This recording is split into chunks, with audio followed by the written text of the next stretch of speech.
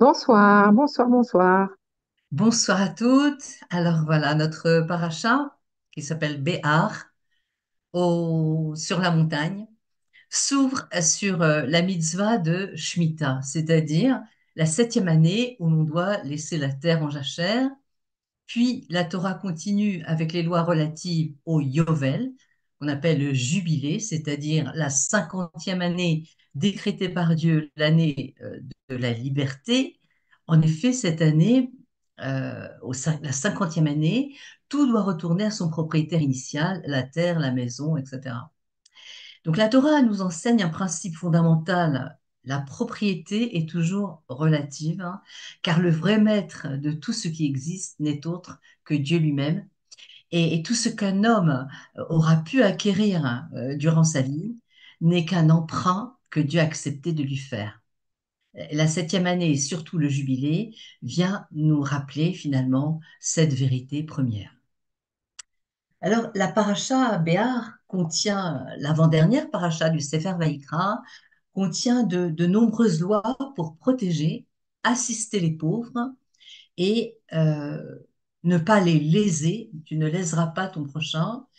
Et entre autres, la paracha évoque une régression de la pauvreté, c'est-à-dire une personne devient ainsi tellement désespérée qu'elle est obligée de vendre son champ ou sa ferme ancestrale en terre d'Israël. Ou pire encore, une personne est obligée de vendre une maison utilisée pour travailler dans les champs. Et pire encore, si la situation devient de plus en plus difficile et se dégrade, une personne est obligée de vendre sa maison d'habitation. Et pire encore, les circonstances s'annoncent si désastreuses qu'il se vend comme esclave à un autre juif, et cela peut généralement durer maximum 6 ans. 6 ans au maximum. Et même s'il insiste pour rester plus longtemps, ce juif qui s'est vendu comme esclave, eh bien, il doit partir l'année du jubilé, du Yovel, et qui a lieu environ tous les 50 ans, comme on a dit. Et si ce jubilé arrive dans les 2 ans, eh bien, le juif sera libre, car un juif ne peut pas se vendre comme esclave pendant plus de 50 ans, lié avec le jubilé, le Yovel. Et la pire c'est la situation décrite dans la paracha Béar au chapitre 25 du verset 47, encore plus dégradant dans la descente. Et c'est si un résident non juif s'est enrichi et que notre frère devient dénué de toute ressource, et donc il se vend à un résident non juif. Dans ce cas, donc, il n'est pas seulement vendu à un juif, hein, dont la culture, le mode de vie, on fait la cache-route, euh, sont au moins similaires, mais il s'est vendu comme esclave à un non-juif dont le style de vie est entièrement différent.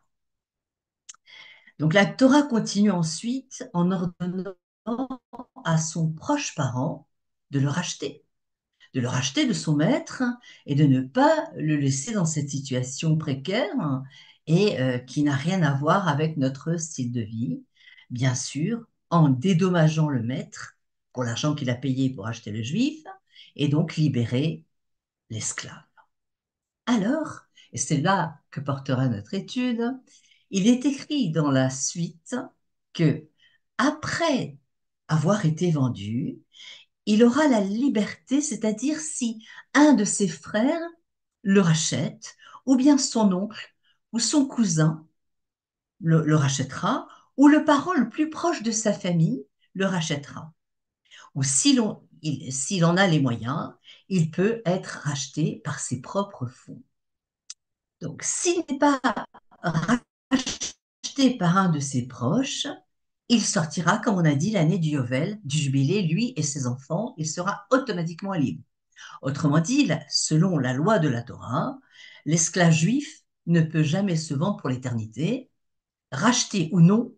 Lorsque le jubilé arrive, l'esclave juif est automatiquement libéré. Donc là, lorsque la Torah mentionne les parents, les proches parents qui doivent racheter le juif qui s'est vendu, La Torah énumère d'abord le frère de l'esclave, puis l'oncle, ensuite le cousin germain et tout autre parent. Mais il y a pourrait se poser une question. Il y a ici une omission flagrante. Laquelle? Le, le plus proche parent qui aurait pu être mentionné dans cette liste? Eh bien, en premier, ça aurait dû être le père. La Torah aurait également fait mention d'une mère, d'une sœur, et cela se comprend parce que la plupart des cas, les mères et les sœurs étaient soutenues par leur mari, donc elles n'avaient pas forcément les moyens de racheter l'esclave. C'était donc sous la condition du mari. La Torah omet également le fils de l'esclave. Cela peut également s'expliquer pourquoi? Parce que le fait que c'est généralement le père qui soutient le fils et dont l'inverse de façon générale. Alors pourquoi le père n'est-il pas mentionné? D'autre part, donc première question. Deuxième question, la Torah énumère les parents qui doivent racheter l'esclave dans cet ordre, qu'on a dit frère, oncle, cousin germain, tout autre parent, et enfin, à la fin, l'esclave lui-même. Donc la Torah estime nécessaire d'énumérer tous les membres de la famille au lieu de simplement dire n'importe lequel de sa famille qui a les moyens, qui aurait l'argent nécessaire, pour nous apprendre finalement qu'il existe un ordre de responsabilité pour acheter l'esclave, le parent le plus proche, c'est-à-dire un frère, doit d'abord prendre la relève, puis l'oncle, puis le cousin germain, etc. En conséquence, si l'esclave obtient les moyens de se racheter, il doit se racheter avant tout le monde.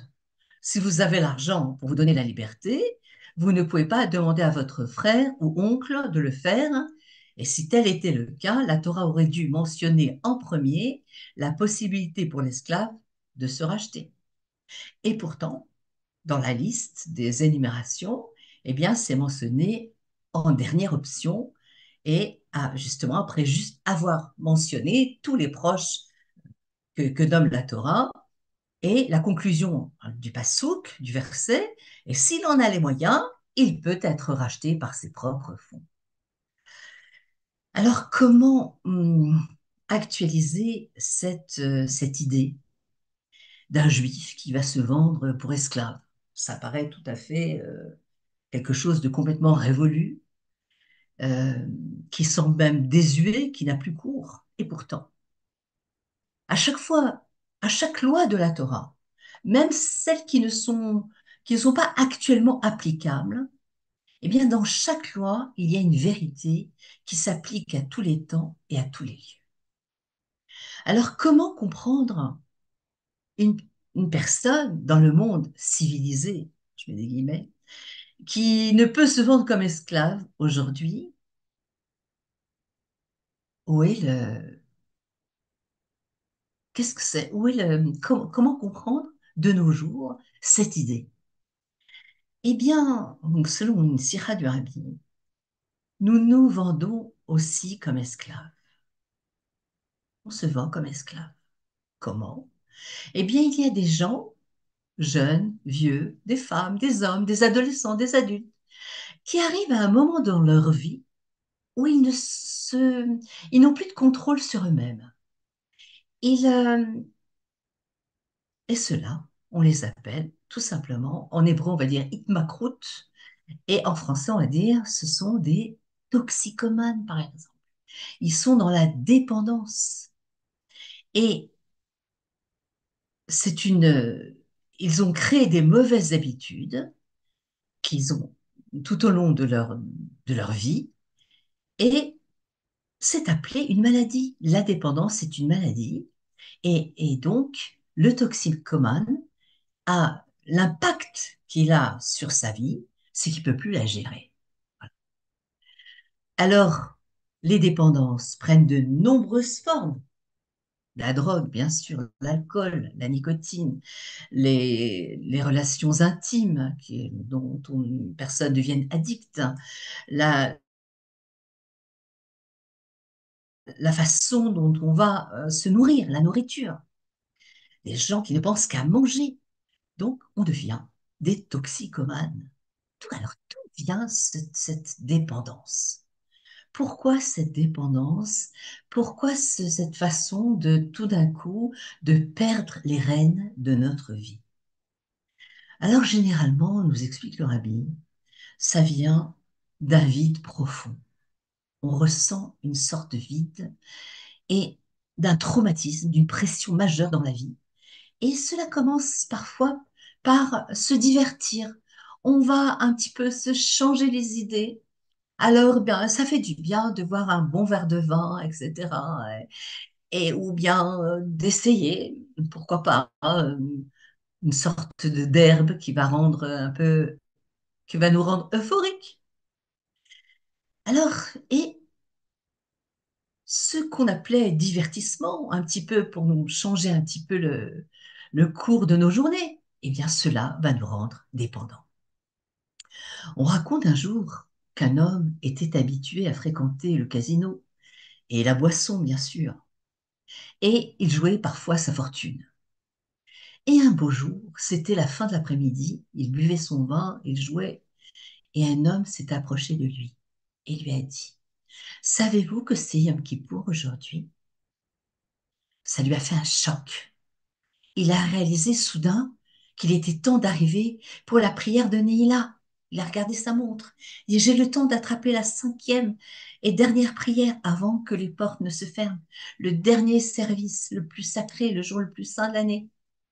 Et cela lui a donné une clarté que finalement, il pouvait voir les choses plus clairement, qu'il pouvait s'attacher à autre chose, d'avoir une autre vision de sa vie. Et après cela, eh bien, on n'a pas dit qu'il était guéri, mais il a accepté de demander de l'aide pour sortir de son engrenage.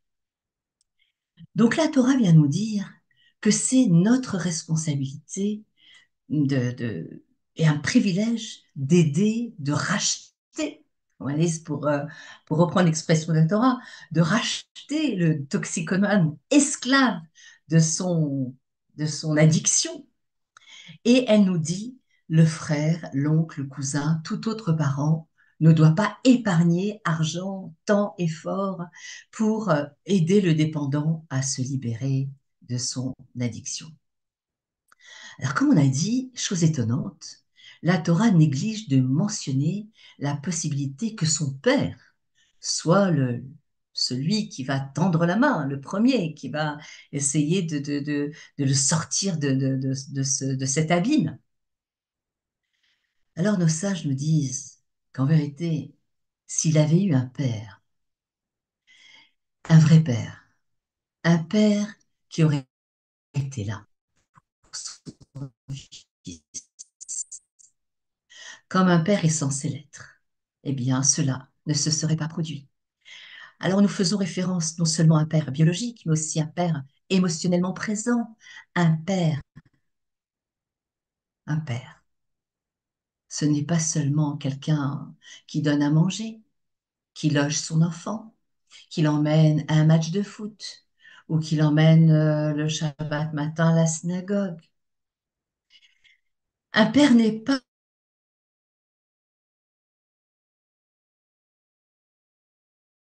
de payer les factures, bien sûr. Alors qu'est-ce qu'un père? C'est une question très cruciale de nos jours, parce que justement, la place du père est... le père ne retrouve plus sa place.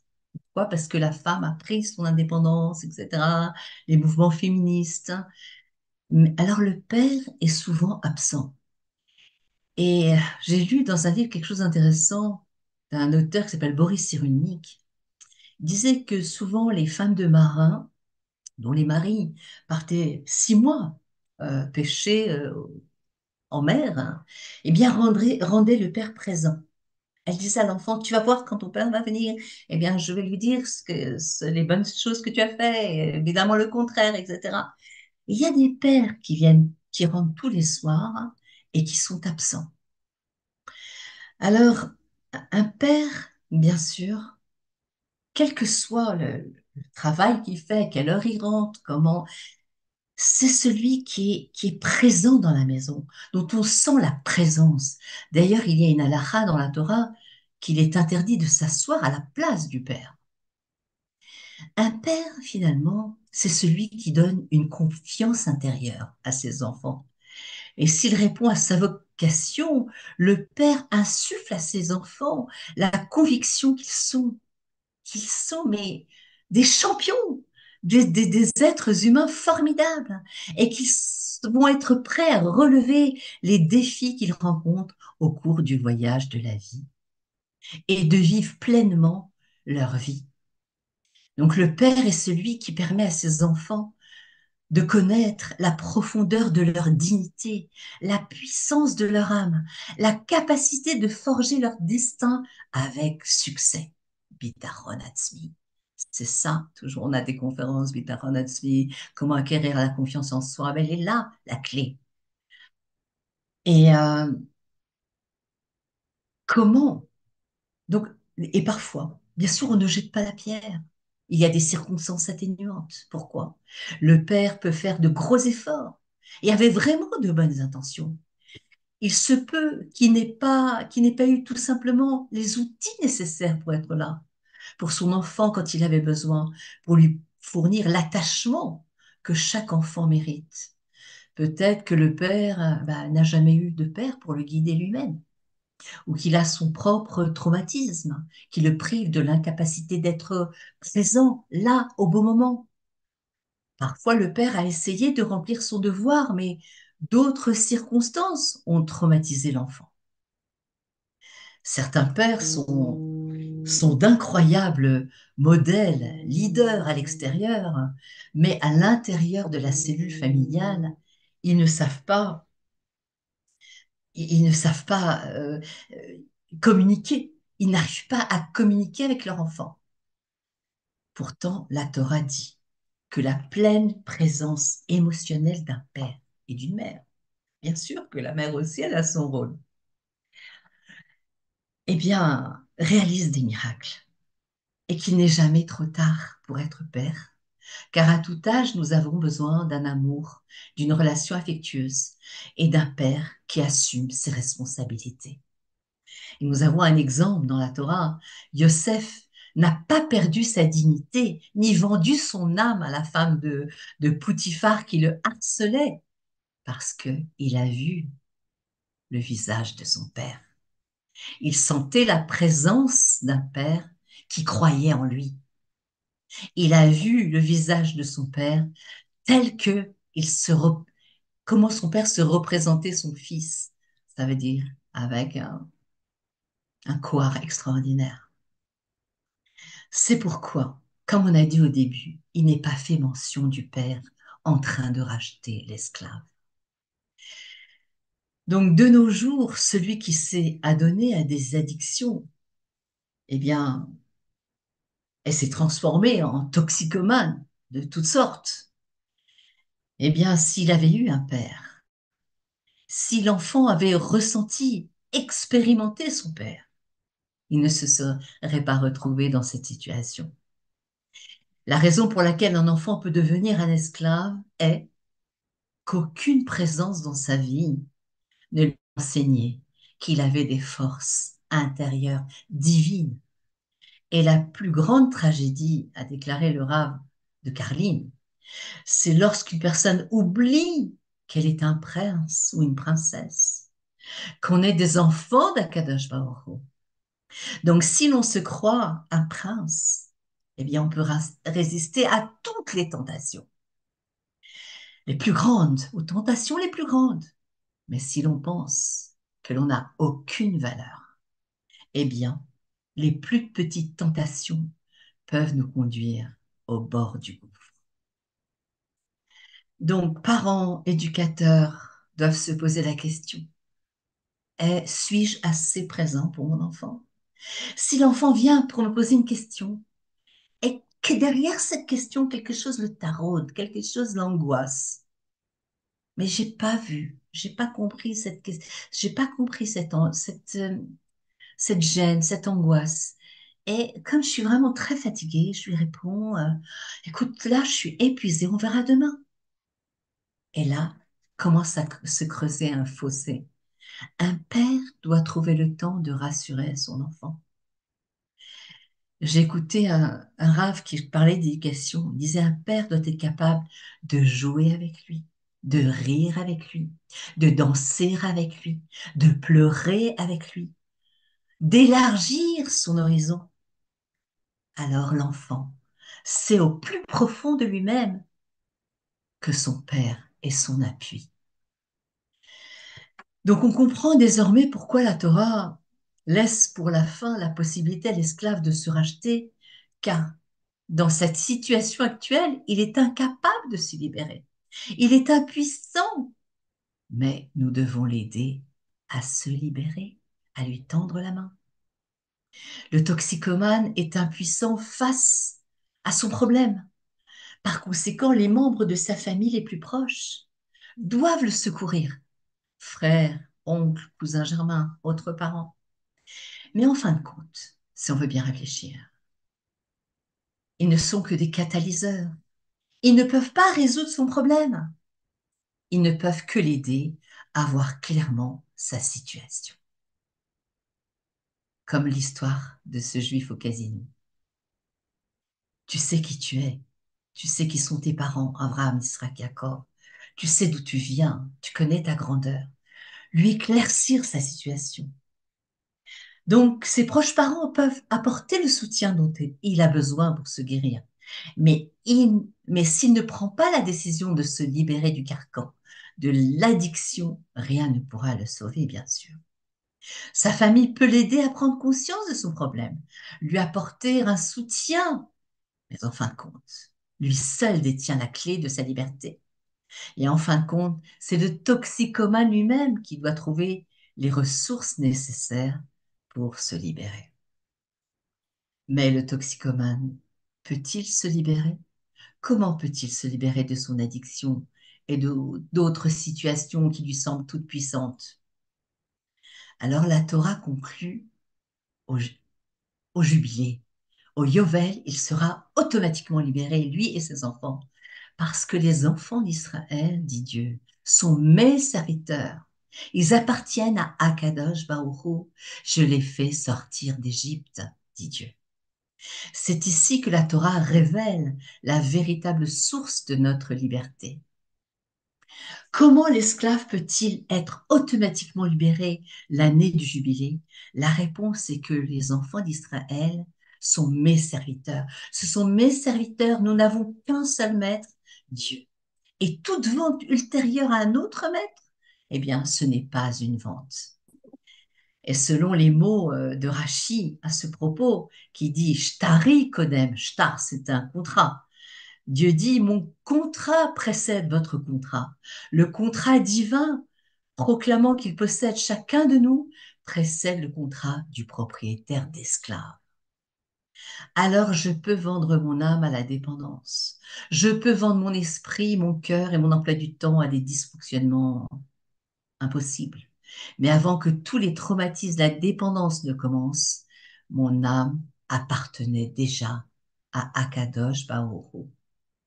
Au niveau le plus profond, eh bien, je ne suis pas la personne qui est addict, qui est vraiment plongée dans son addiction, doit se dire, je ne suis pas une personne malade, je ne suis pas un toxicomane, je suis un miroir de l'infini, un fragment de Dieu lui-même, puisqu'on possède Chelek Elokam Emal Mamash. Ma dépendance est peut-être puissante, mais elle ne peut pénétrer l'essence de mon âme. Mon être appartient à Akadosh Baruch Hu. Il existe en moi quelque chose de fondamental, de sacré, de saint, qui est plus puissant que tous mes traumatismes, les abus, la dépendance qui me poussent aux addictions de cette personne a tous les désirs et qui contrôle finalement, et qui contrôle ma vie. Donc chacun de nous, finalement, peut être libre en se disant que la véritable allégeance, c'est notre unité avec l'infini. Et ainsi, à la fin du jubilé, ce Yovel, viendra nous libérer. Donc pour conclure, puisqu'aujourd'hui, je ne peux pas passer à côté, nous sommes Pessar Sheni et un groupe de juifs. Qu'est-ce que Pessar Sheni? Un groupe de juifs avait exposé le problème à Moshe. Il ne pouvait pas offrir le Corban Pessar en temps voulu au début de la fête de Pessah parce qu'ils étaient impurs, éloignés, malades pour offrir le Corban. Et donc Dieu a dit à Moshe de leur donner une deuxième chance. Un mois, jour pour jour, nous célébrons, comme aujourd'hui, Pessar Sheni, et comme l'a maintes fois dit le rabbi précédent, Rabbi Yosef Yitzhak, il n'est jamais trop tard. On peut toujours rattraper ses erreurs et les erreurs du passé, et Dieu souhaite et attend toujours que nous exprimions un regret sincère. Mais est-ce vraiment vrai? Est-ce que chaque erreur peut-elle être vraiment corrigée? Qu'en pensez-vous? Alors, pour ma part, je me dis non, je ne le pense pas. On ne peut pas remonter le temps. Certaines erreurs sont permanentes. Comme disait, dont je ne sais plus le nom, toutes les tâches ne partent pas au lavage. Toutes les relations brisées ne peuvent pas être réparées. À l'évidence, l'explication du rabbi Yosef Yitzhak, il n'est jamais trop tard, on peut toujours réparer les erreurs du passé, peut se comprendre d'une façon plus fine. Tout ne peut pas être réparé, certes, mais tout peut être transformé. C'est la voda de Itapra. C'est-à-dire que nos actions à venir peuvent nous valoir un succès que nous n'aurions pas eu si nous étions pas égarés. Donc la douleur qui a été causée dans nos relations est réelle, mais à travers notre engagement à repartir sur de nouvelles bases, à faire de réels efforts pour changer, eh bien, nous avons la possibilité de construire une toute nouvelle relation sur la base de l'engagement mutuel et d'un nouvel épanouissement. Et cela, bien sûr, dans les relations interfamiliales, etc. Alors, nous faisons tous des erreurs puisque nous sommes Bassar Vada. Hachem, il n'a pas créé des anges, il a créé des êtres humains. Nous avons tous des regrets. Le défi est de ne pas se tarder sur les fautes du passé, mais de chercher une voie à suivre pour l'avenir. Donc, ça s'applique vraiment à ce qu'on vient d'expliquer. Il n'est jamais trop tard pour redémarrer. Et aujourd'hui, la Iloula de Rabbi Meir Balanès, que nous donne, on dit que les tzadikim, lors de la Iloula, nous donnent, il y a une force extraordinaire qui descend dans le monde. Et pour nous aider justement dans cette avoda, dans ce travail au quotidien qu'on va faire toute notre vie. Et on sait que Rabbi Meir représentait l'humilité même dans toute sa splendeur. C'était vraiment ce qu'on a lu dans le Homer, d'accord? Donc le 29e jour du Homer. Et je vais conclure par cette formule de cette prière qu'on dit qu'en ces temps troublés qu'on vit, et que ce soit dans notre cellule familiale et pour notre peuple. Eloka de Rabbi Meir, année. Amen, amen. Ouah, Razak, Razak, c'est vraiment magnifique. Est-ce que, est-ce que si j'ai bien compris, ça veut dire que quelqu'un qui a eu un père qui n'était pas présent, Ouais. ou est-ce que ça veut dire que le fait qu'il va se rapprocher d'Akadosh Baruch Hu, ça va remplacer cette force de son père? Alors, je dirais pas que ça peut pas remplacer parce que on a besoin d'une figure paternelle pour se construire, d'accord? Mais de s'attacher à notre sadikim, de s'attacher au rabbi, ça c'est une aide précieuse qui va faire un tremplin justement pour fortifier la Emouna et de fortifier la Emouna en Akadosh Baruch Hu. D'accord? Mais c'est vrai qu'il y a un manque, s'il y a un manque affectif, c'est sûr que il y a quelque chose qui se passe en nous, il y a un vide qui se crée. D'accord? Donc, Alors, c'est comment réparer? Parce qu'on connaît une jeune femme qui a eu des parents très violents et elle souffre beaucoup. toxique, Et, ouais. alors, et elle est perdue. Et voilà, donc merci beaucoup Léa d'avoir Ah, parlé. j'ai pas dit ton Madame, nom, merci hein? beaucoup de m'avoir Non, parlé non, parce on que ne je peut suis pas dans le train. savoir. Je viens de On peut, sortir, donc c'est quelque chose qui me concerne vraiment. bien sûr. Alors, attends, Alors, on va enlever le live quand même parce que c'est pas oui, très. peut-être, on peut. Bon, j'aurais pas dû parler, désolée, peut-être.